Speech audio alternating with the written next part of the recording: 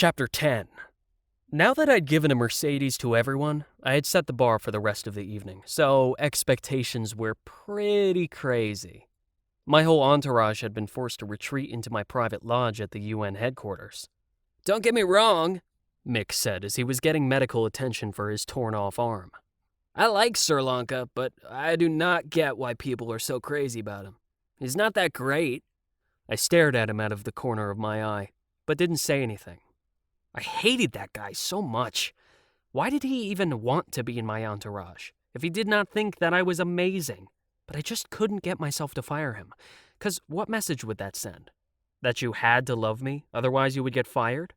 So I went back to the makeup artist who was admiring my skin. This is really quite amazing. I've never seen such perfect skin like yours. There isn't a single pore. And you are really not using any kind of products? Nope, this is all natural, It's perfect. the makeup artist said, like she surrendered.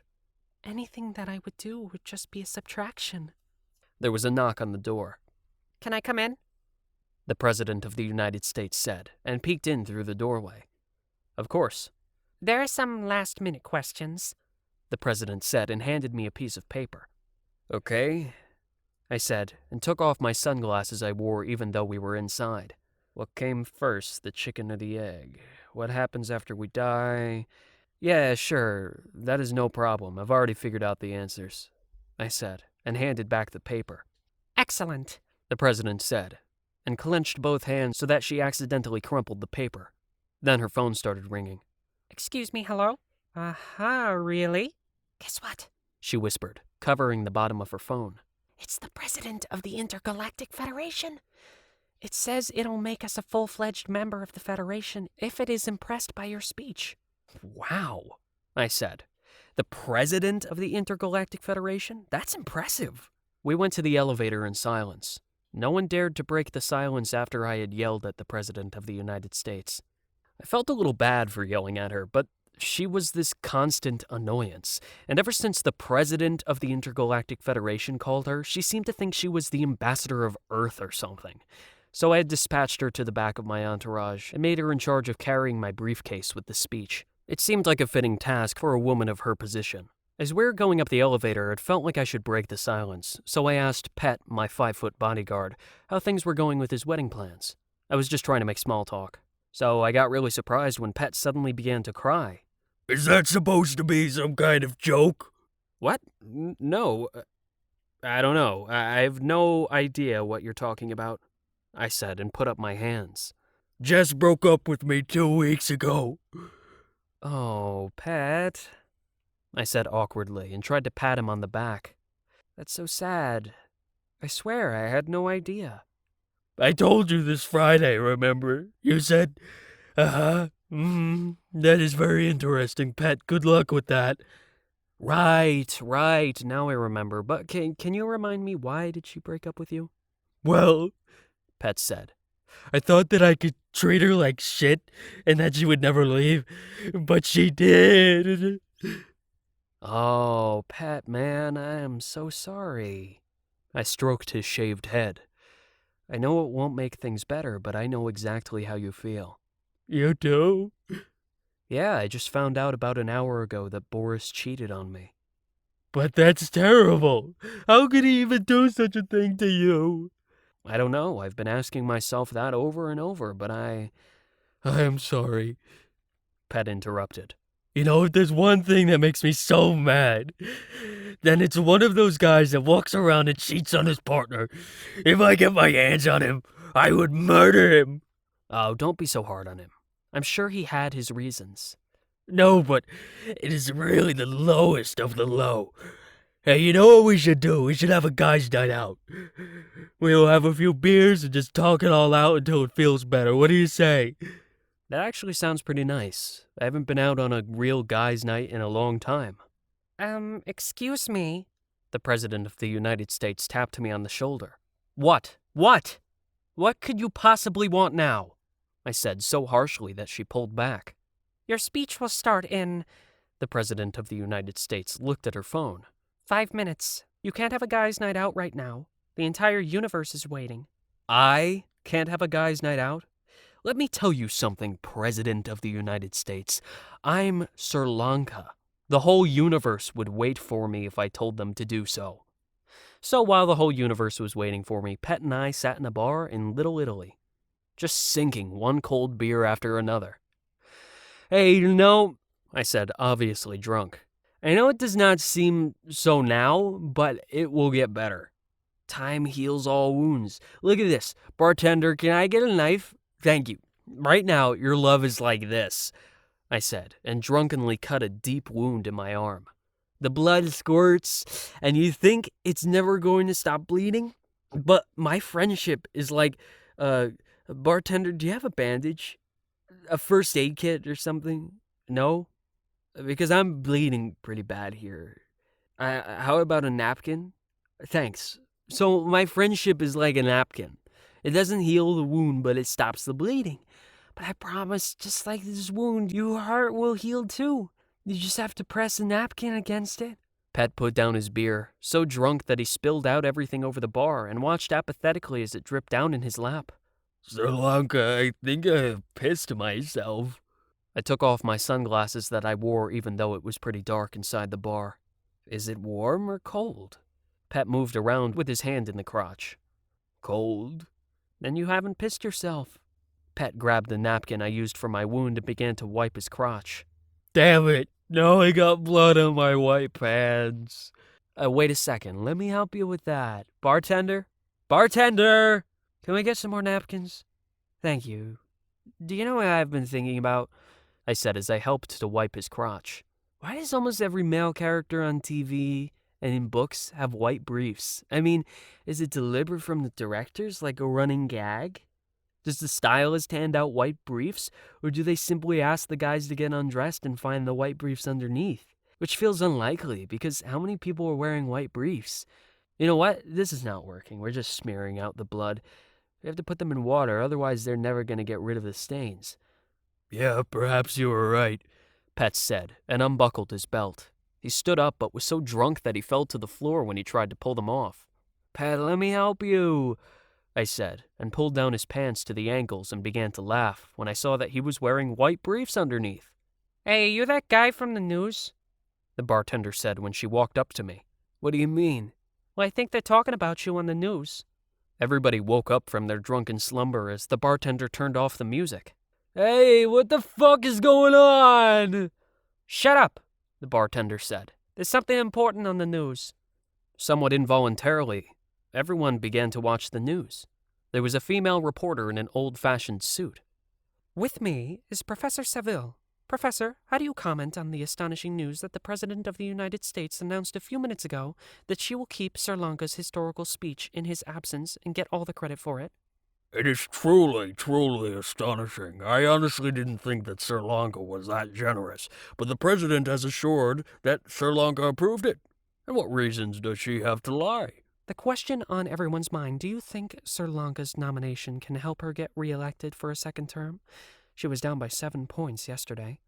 Yes, definitely. Completely unreliable measurements can confirm that her popularity has skyrocketed in the few minutes since Sir Lanka's nomination was confirmed.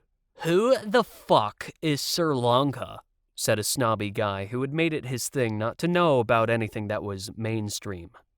You don't know who Sir Lanka is? Said a very different kind of snobby guy. He's just like the greatest rock star of all time. I had all his albums before he became famous. While the two were arguing with each other, I picked up the phone.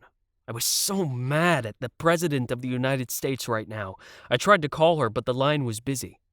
I called my secretary Jennifer instead. Little did I know, she was held captive in the basement by the CIA, in a diabolical plan by the President of the United States. As I was standing there, trying to understand how the President had done this, the CIA agents came up and patted me on the shoulder. We totally underestimated you. Yeah. Excuse me? I said, and looked at the three guys surrounding me in a totally non-creepy way. We always thought you were such a smug jerk who wanted all the glory for himself, but the fact that you were giving all credit for the speech to the president to help with her campaign, that is really generous. I mean, we all know she isn't the sharpest tool in the shed, and frankly, can be a real bitch sometimes. I certainly didn't vote for her the first time. Me neither. Remember when she got the Nobel Peace Prize without having to do anything at all? The president before her was just such an asshole that all she'd do was to mention the word peace, and then she got the prize. Right? I said, happy that somebody had finally said it out loud. It totally undermines the value of the Peace Prize I got when I broke up the fight between the two guys outside of that supermarket. But these guys, they just hand out the Peace Prize for whatever. If you have not done anything, you should not get a prize. It's only logical. The agents nodded their heads. It was only logical. But then they suddenly remembered why they were there. As I was about to say, we always thought you were such a smug jerk who wanted all glory for himself, but the fact that you were giving all credit for the speech to the president to help with her campaign, it is really generous. I mean, we all know she isn't the sharpest tool in the shed, and frankly can be a real bitch sometimes. I certainly didn't vote for her the first time. But with this, I really think she stands a chance. That speech would have guaranteed you a place in the history books, but the important thing is that now that you have given her the credit for the speech, you cannot take it back. That would end really badly for you. What are you talking about? No, this is some mistake. I actually never approved that she could give my speech and get all the credit for it. She's just trying to steal my thunder. I've got to get back to the UN headquarters and stop her, I said, and tried to walk towards the door. I am afraid we can't let you do that. One of the agents grabbed hold of my arm.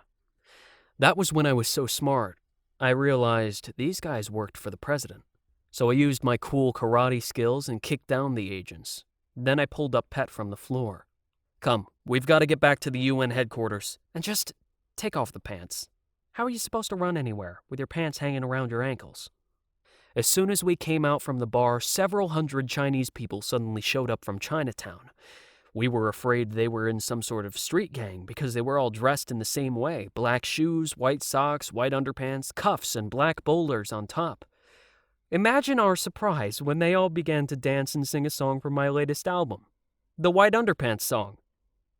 You find them everywhere in movies, songs, and books, and kind of feel, that's weird. Shake that ass, white underpants. You watch ABC and switch to MTV, but there they are, and you start to wonder what is going on.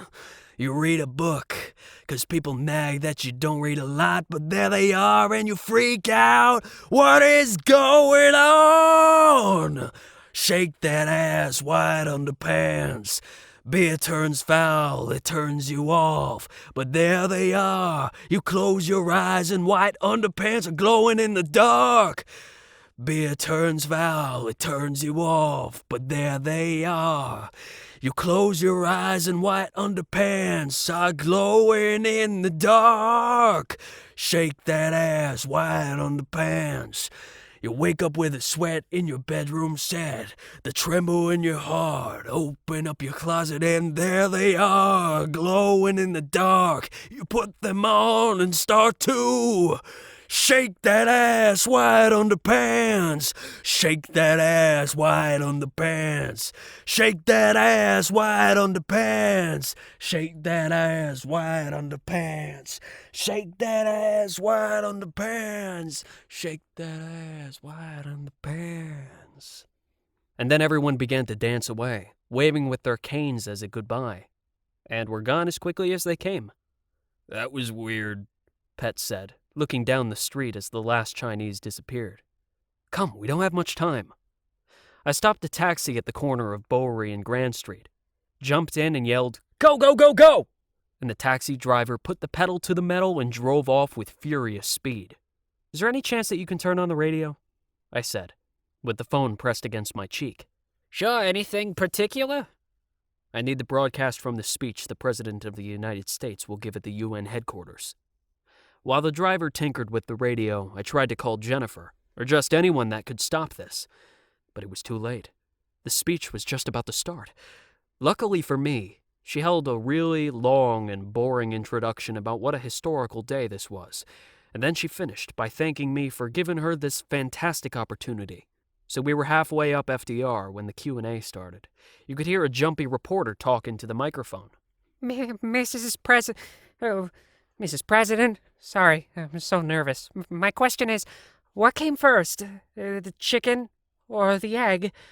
Ah, that's very easy, the president said. it's the egg. No, no, no! A curious murmur went through the crowd. Is she completely stupid? I yelled back to Pet in the back seat. It is obviously the chicken, How did you come up with that answer? the reporter said. It's easy. Without the egg, there couldn't be any chicken. Thus, the egg came first. But without the chicken, there can't be an egg? Oh, It was dead silent for a while. Then the president said, I guess I never thought of that. Oh my God, this is so embarrassing. Can you just turn it off? Sure.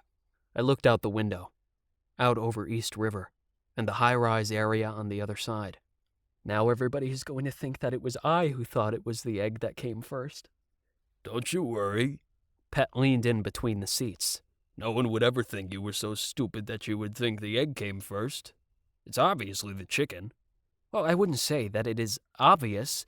It takes a lot of thinking to figure that out. It is like the Earth is rotating around the sun. It seems obvious when you know it, but it takes a lot of thinking to figure that out. If I had not said it was the chicken, would you have been able to figure it out? Pet leaned back against his seat and looked a little bit ashamed. No, probably not. I always thought it was one of those impossible questions that could never be solved, but I guess that just proves how intelligent you are. Oh, well, I don't know about that. I am a pretty ordinary guy, I said, and tried to be one of those cool guys that did not get flattered and all blown up when people said nice things about me. We made a left turn from FDR. The UN headquarters was right in front of us now. I just prayed to God we would get there in time before the president made another stupid blunder. I mean, could you imagine if one of the reporters asked, "What happens after we die?" And she would say something stupid like, "Oh, those who have been good, they get to come to a place called heaven.